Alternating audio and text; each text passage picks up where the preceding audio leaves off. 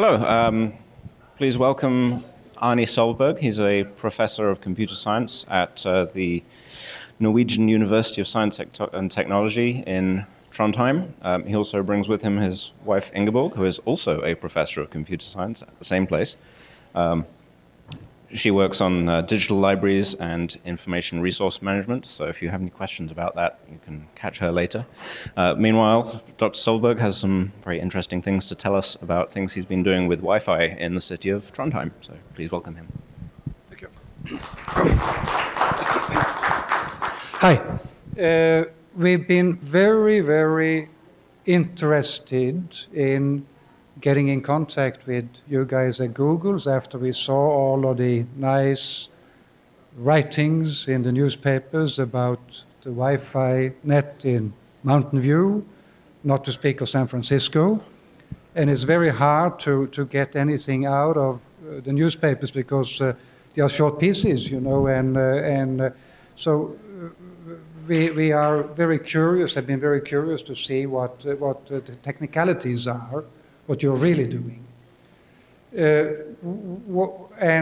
Because we are trying to do things in Trondheim, and we are trying then to put a wireless network in place, a wireless broadband in place in the city. And I'm going to tell you a little bit about that now, and also to talk a little bit about some of the sort of, should I say, political questions that naturally will arise, because this is new stuff, and I think everybody are a little bit uncertain about what the future will bring on this. We see that the telecoms, for example, react in interesting ways sometimes,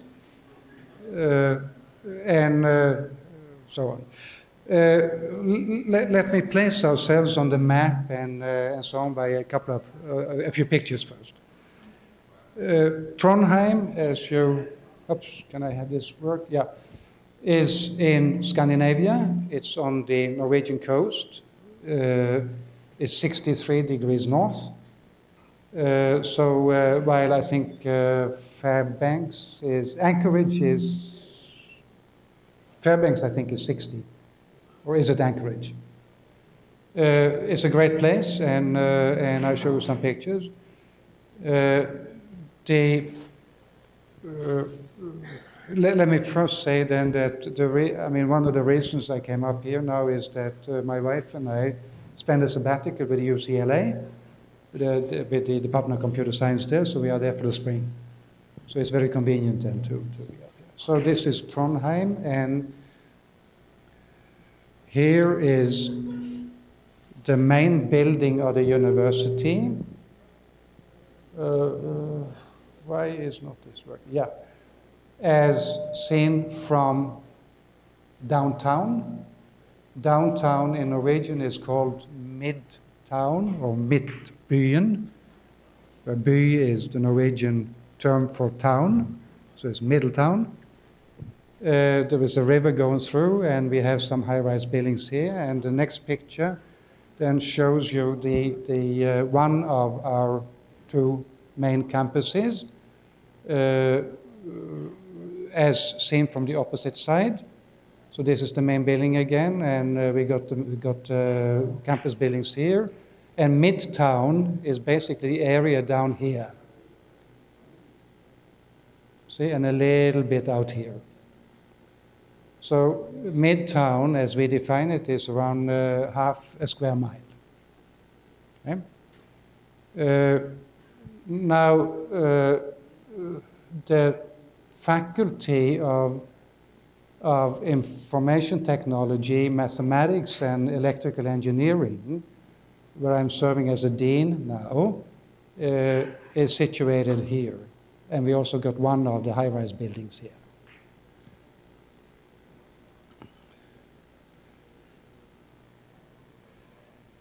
The town looks something like this. You see, what I just showed you, the picture, where the main building and the university campus is up here. Then the picture that I showed you covered most of Midtown, which is here, which is around, as I said, half a square mile. Then we have the campus of the Technical University, which is here. We have student dorms, which are here, and we have a campus for the humanities, which is up here. We have marine technology, which is here, and we have some other facilities, some other buildings around here. The distance from the humanities social science campus down to Midtown is around 4 miles. It's 6 kilometers en route. There is a bus, a public bus going here where the yellow stuff is, and it takes around 20 minutes then from downtown and over here. I mean, if traffic is not too heavy, and traffic is never heavy. We plan then to build wireless network then along this route here to cover downtown. And there are also a lot of students living in the area here, and we are also negotiating then to have sort of extended the stuff, the net over there. We know that there is no real solution yet for vehicles in motion. There is the Vibro experiment or pilot in South Korea, but it's not sort of ready to take. So there is we are planning then to do this, but it's not in the first. The first thing that we'll be doing. There is another. The green stuff here reflects plans then to implement an instrumented road. I mean, an IT instrumented road for experimental purposes. But that will be that'll be a little bit more advanced than the bus stuff that we otherwise would plan to do in a sort of more rough start. Okay, so let's say that what we have now is plans then for wireless broadband in downtown Trondheim. That's approximately half a square mile of outdoor area. We want that to be integrated with the wireless broadband of the campus or of the campuses. The campuses altogether are around 2 square miles outdoor and 5 million square feet indoor areas. I hope it's 5 million. It's 500,000 or 400,000 square meters, which I think will translate to 5 million square feet. We have around a quarter of that covered already with Wi-Fi, and the goal is 100% Wi-Fi. So we may view the downtown outdoor net as a technical extension of the campus net. The long-term objectives that we have, and that everybody should have, will then be broadband for all, which would mean 30 to 50 megabit per second, access everywhere. The constraint, of course, as we know, is that radio frequencies are scarce. Which means that we have to base the Wi-Fi net on a wired backbone. And we are sort of in our thinking that the wireless part would only sort of take the maximal, with current technology, 50 to 100 meters out to the user from the access point on the wired backbone. Because if traffic is not too heavy, then one can also sort of substitute the wired backbone with radio frequency communication. But if the load sort of gets up, then that's not possible. So we need a lot of access points with the current technology. So question now is why now? And this is a sort of printout of the traffic statistics of the campus. And shows then how the volume of wireless internet traffic has increased then from 204 to 205. So it's approximately doubled. And it's going to double now also next year. So students are sitting everywhere and with their laptops and using the facilities that we got already. So this is coming very fast. We also know that the development and of this small stuff, I mean the smartphones, everything is going very fast, and so that's the way things are. We just have to do this, and we have to do it fast, and things will change very, very fast in the next years to come. Of course, we have to realize this in several steps with different technologies. So we are using, like I suppose most people would do now, the 802.11 technology, unlicensed frequency, garbage band, because users already have Wi-Fi compatible devices. This is the way we can reach the users.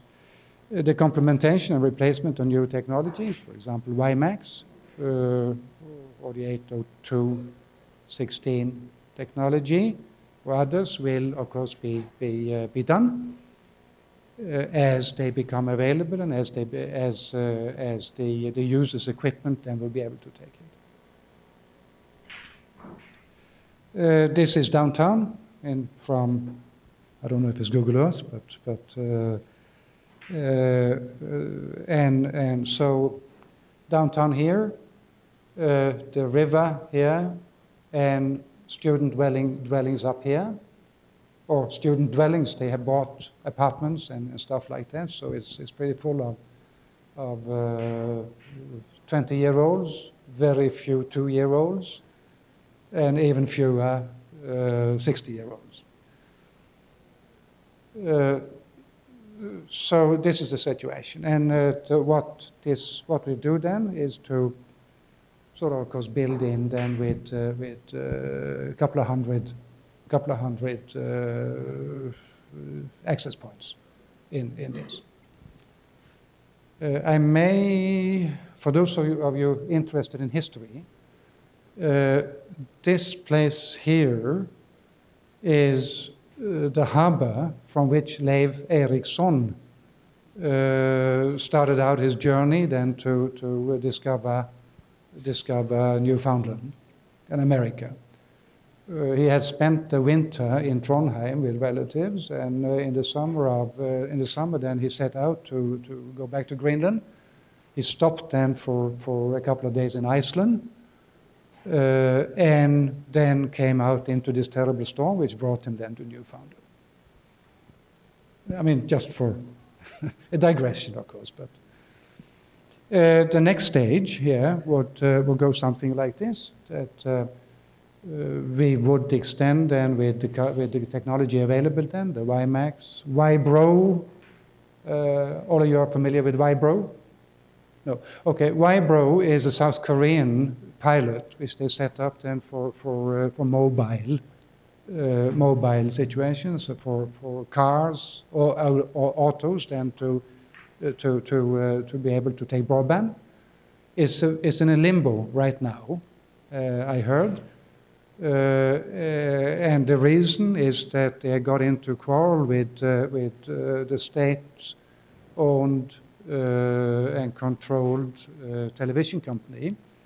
In order to have economy in the Vibro, then they have to offer downloading of television to be able then to charge for that. And the state-owned television company sort of exerts the right then to a monopoly on all television. So it'll take a year or two, I think, then to work this out.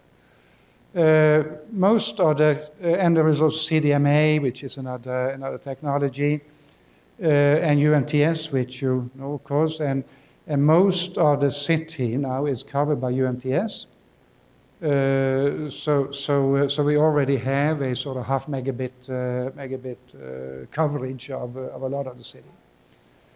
You see, in the country there is a very, very high penetration of ADSL, or broadband. I would guess that 60, 70, 80% of all homes then have wired broadband in their homes. Most of the kids are going around with cell phones. If you go into a 5th grade, I would guess that 90% of the kids have a cell phone. And people are sort of giving their kids cell phones in order then to, I mean, they feel secure in a way. So it's a very, very broad and deep penetration of technology already among the population in general. Okay, so this will be the next stages, and of course what we try to do then, the challenge is then to have a seamless roaming with session mobility. What does this cost?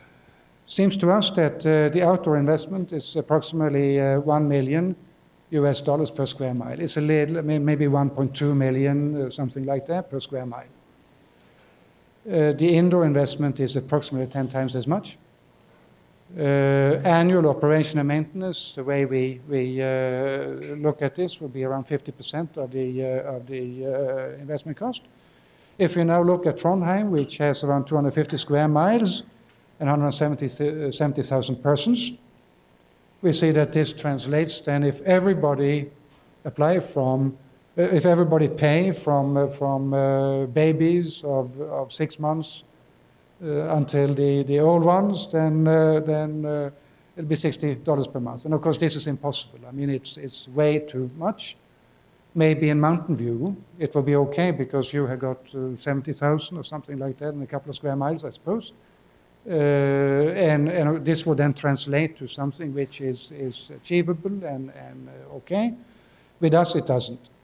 So, of course, we have to have a mixture of technologies which brings down the price. And we also tend to believe that in order to have this to really take off, there is an urgent need for new network research, pretty much then on the radio technology level. I mean, to be able then to use the frequency bands that we have in a much more effective way. But of course, this is a sort of 5, 6, 7 year stuff that we are talking about. Now, what do we want? Where do we want to go with this? We want to contribute to the future of Norwegian trade and industry with cutting-edge expertise in wireless service and products. That's obvious. We would like then to try to create a world-class incubated laboratory for research and development in wireless technologies, products and services. And we would like to make Trondheim and NTNU more attractive to students and technology-based business. So the last one here is very important to us because we suffer, as all of the rest of the world, from the effects then of the dot-com collapse, where the young ones are not that interested they don't dare to go into IT in the way that they did before. We have to turn this around in some way, and this is one of the things that we are trying to do. What is unique with what we are doing, because we know that there are many efforts. We just now saw that there is a new effort and in the City of London, where they also go out for 1 square mile of wireless broadband. We try then to come up with a duality between R&D and commercial utilization. We want to have a stable network running on state-of-the-art technology, and so that we can implement commercial services on that and experiment with that. And we want also to have a platform for R&D and new products. So what we are doing then is to when we are setting up, what do you call it, the brackets, I mean, where we put the access points up in the light poles. Huh? Bracks, I don't know the English word, you see, bracks. I mean, okay, we are making room for 4 parallel networks. Okay, so that people who come in with a great network idea, with great new stuff, okay, come, put it up, make it available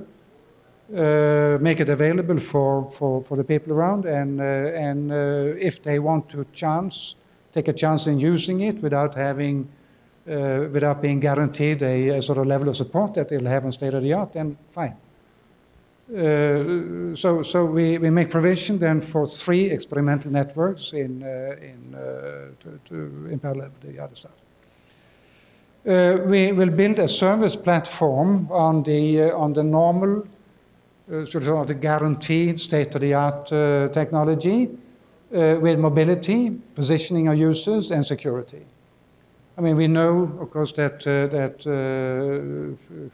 we can pinpoint the users to within 5 meters or something like that with this technology, and if they are willing then to be pinpointed, and they have to have a say, of course, then we can provide then the positioning information system which takes advantage of localization.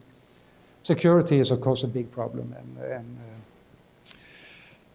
the target groups, nomadic and mobile users. We want to provide outdoor coverage and indoors at malls and cafes. So the intention then is to have a seamless net which is sort of going from inside the buildings and out, and everything hanging together. When we can achieve that is another question, of course. But we're already talking to mall owners in downtown who are interested then in having their malls covered in the seamless network with the outdoor areas. So we'll see what happens. We do not intend to compete with XDSL or with DSL. ADSL is called with us, and whatever comes, and cable. I mean, this is not our intention. I'm not quite sure whether the other guys believe in that, but it is not our intention. We start out with the customers that we see, the target groups now, are R&D companies who want them to do experiments, and also big users, like our university. We have around 20,000 students. In the other colleges in town, there is another 10,000, so altogether there is a sort of student population of 30,000. In our faculty for information technology, electrical engineering, we have around 2,500 master's students, 500 a year on a 5-year program. We have 250, 400 PhD students, and of course, so altogether 3,000, something like that. And of course, these are then early adapters. They are people that we would have then to recruit and for okay. So the next would, and we will give this for free to them. The next will be service developers.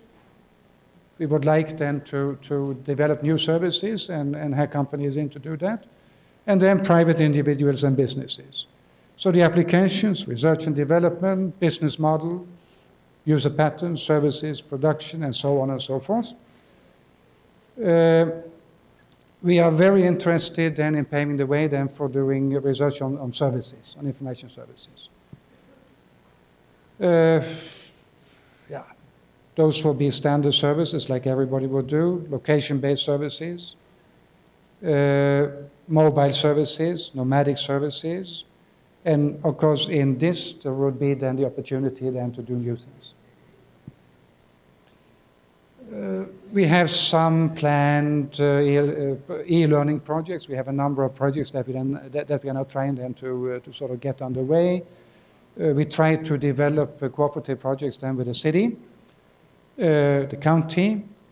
One is then for trying to use the city as a digital learning arena, cooperation with the elementary school district. We also developed in cooperation with local high schools and our School of Education. We try to develop a context-independent information system for the new students when they arrive then in the autumn, and so on and so forth. So this is just one of the strands. Now, the open questions are coming here now, and that is which services will people pay for? I mean, with the high penetration that we already got then in the broadband, in the homes, then for people then to pay something extra for having this wireless downtown, there must be some extra services which makes it worthwhile. And I think this is because we do not have the situation that you have, for example, in New Orleans and Philadelphia and so on, where they try then to build a wireless network which will reach into people's homes from the outside. We have the other situation where we have broadband network in people's homes, and we want to use that to reach to the exterior of the building. So which kind of services will people pay for? Well, we don't know. Certainly there must be something which makes it worthwhile then for mobile and nomadic employees. Which kind of ICT products would we have? We know that we will have to build up a help desk for the population. I mean, because we know the trouble that we get into when we take our own laptop and try then to sort of go into the wireless network in a motel here or there. It's not easy, and so we are planning then to build up a help desk then based on students and starting this summer, and serving the population then for at least a year or so. Which kind of business model can we build up? How can we get in money enough then to be able to sustain this? And we also have to look at that. What we are planning to do now is to offer everything for free for the first year. What about citizens' privacy protection? We know all of these problems. Who owns the Wi-Fi broadband networks? We know that the telecoms owns the wired networks, but the property owners owns the buildings networks. In my home, I mean, the responsibility of the telecom operator stops at the wall. They will not take any responsibility for what is inside the house. Then I have to start to ask them if they will come and fix things up, and I have to pay them. Which, of course, means that they say, this is not our property. So it's my property. So who owns then the air above my garden, above my house? Is it me? When my wireless access point is sort of radiating out possibilities then to my neighbors then to attach themselves? Is that my property? We are getting into a sort of discussion of ownership here, which I believe will bring about new regulatory regimes, and we don't know really what they are going to be. So when we start and it's sort of developing this, I believe that we are defining new competition arenas. Because I mean, the way we have had it until now with the telecoms has been that the telecoms, they have tried in a way then to be vertically integrated, to control everything from the copper in the ground to the services on top, and then they make possibilities then for people coming in with the content services, then to make a deal then with those who own the copper. I think, I mean, it is. I don't believe that this is a sustainable model. I mean, not with players like Google and Skype and others then in the game. So, but which kind of model would we have then? I would certainly like them to see a kind of horizontal organization with service provision in value chains, and then with the definition of new competition arenas for the different kinds of services. And then which new network technology will we have. The way we organize the project then is that we have an infrastructure project, and we have a net laboratory project, and an information service development project. The infrastructure project is, I call then Trondheim Wi-Fi Broadband Commons. The concept of commons is known. Okay, and I think the concept of commons sort of in some way says that the air above us in the streets and so on is the public's ownership. The public, I mean, the population owns this. So it's in a way a commons area. And so we start out with that philosophy in the bottom. The owners here will be NTNU, University, the City of Trondheim, the county, and the Chamber of Commerce. So we are organizing those, and they come in with a quarter of the money, the necessary money each. We have a net laboratory which we are about to start, and we will own that in cooperation with the industry, but then inviting in whoever wants to come in and rent a part of the brackets. Okay. We are setting up also then for information service development projects then where we are talking then to companies like Accenture and so on to come in and do whatever they feel like doing. The success criteria, we believe, is the early mobilization of many users. The early mobilization of many users. And we come up then with the first priority will be then the 30,000 students that we got because they are the easiest to mobilize. Second priority will be the elderly, those of an age of more than 27 years. But the younger ones first. The younger ones first. So we are also then trying to make this to cover the high schools and junior highs then in the area that we cover. Trying to involve the kids then in doing things, doing projects based on this, and so on and so forth. If we succeed, okay, we don't know, but again, this I believe is very, very important in order for us to have success. We also believe that we would have to develop new information services adapted to mobility. Homo mobilus. I mean, I don't have a sort of classical background in Greek and Latin, but I mean, Homo mobilus. And we need to have new network technology for lower costs. It's too expensive the way it is now. We will never succeed unless we get the costs down.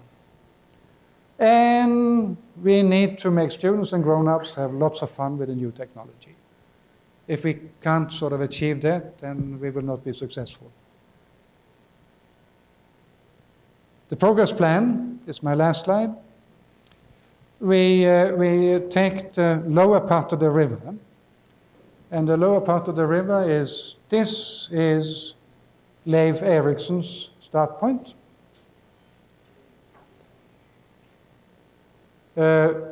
This is an old shipyard which has been converted to restaurants and stuff.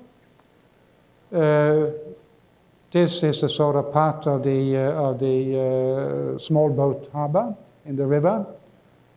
And so we are taking out this now, and this will, for a small pilot to see then, I mean, what are the noise ratios? I mean, of course, this is the garbage band, and there will be noise and so on, and if we can have it to work or not. So this pilot today is Monday, and it is due then on Friday. To work. So I'm going home to Norway, to Trondheim on Thursday, arriving Friday, 2nd March, and I'm going to inspect it then on the 6th of March, 7th of March. So I hope then that'll work. The next one is 15th of August, when the new semester starts and the new students are coming. So we try then to have Midtbyen then as an extension of the campus network, then with 200 access points down in Midtbyen, and to have this work then. And then we just cross our fingers and then hope that things will work out. And again, this is the university's logo, the city's logo, the county's logo, and the logo of the Chamber of Commerce, which go together then for the infrastructure. And we invite then everybody then to come in and join in if they feel that they would be part of the fun.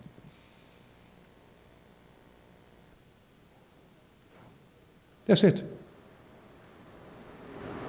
Thank you.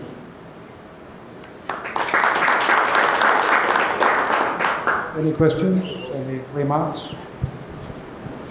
Yep. So it sounds like you're pretty close to deployment. So how are you controlling access? Is it just open, wide open access points, or you can capture, or what? What we are going to do is to have the large users behave like their own ISPs. So the university will serve as an ISP for the students and the employees at the university. We'll use a VPN type of channel so that everybody who wants to go into this have to have some deal. I mean, either with a normal ISP, of which there are ISP, of which I think there are 3 or 4 or 5 active ones in the city, or they have to have a VPN connection to their employer. So we are going to do it that way. Also because we need to be very careful not to start a head-on competition with those who make a living out of selling internet services the way it is. So this is the way we're going to do it.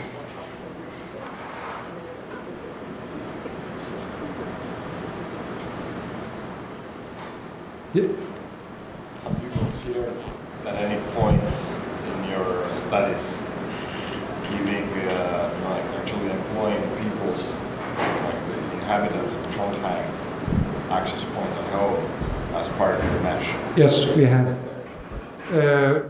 That was the first idea that we started out with half a year ago or 9 months ago. To try to create a sort of commons based then on the goodwill of the people. After having sort of pondered a little bit with this and looked at the organizational complexities, we gave it up. Just because of organizational complexity? Because of organizational complexity and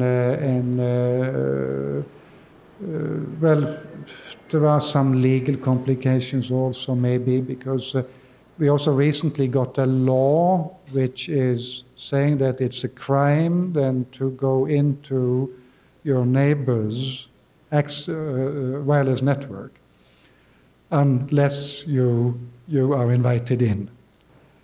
And I don't know. I think if we got 70,000 homes in the city, then it will be a job really to try then to organize all of this. At least 25 or at least 20% of any population will protest to anything. Right, but I mean, the way I see it, right? I mean, if the router, if the wireless piece of equipment, hardware, was accessible by the organization that is putting this together, then the organization can manage it with the like approval of whoever takes that into his home. Yes, but we also have to consider that there is no software available as we knew of half a year ago that will give seamless roaming over a number of different technical brands. What we can do today is to buy an area with one brand of equipment. We can manage roaming within that brand of equipment, but then for a city of that size, no, we gave it up. We believe that will be beyond our capabilities. I mean, the way I'm sorry. The way I see it, the individual would actually get the equipment from your organization. So everybody would have the same equipment, and they would pay for the equipment in exchange for getting the right to actually have access in the city. Yeah, but we have a much better model now, and that is that we will offer this for free then to all of our students and so on as an extension of the campus network, until we have developed services which makes this economically feasible. Because it's quite clear that we can do things now for the first year, maybe 2 years, without having income to cover the expenses, but we can't do that for 5 years. I mean, we need to develop a sustainable business model for this.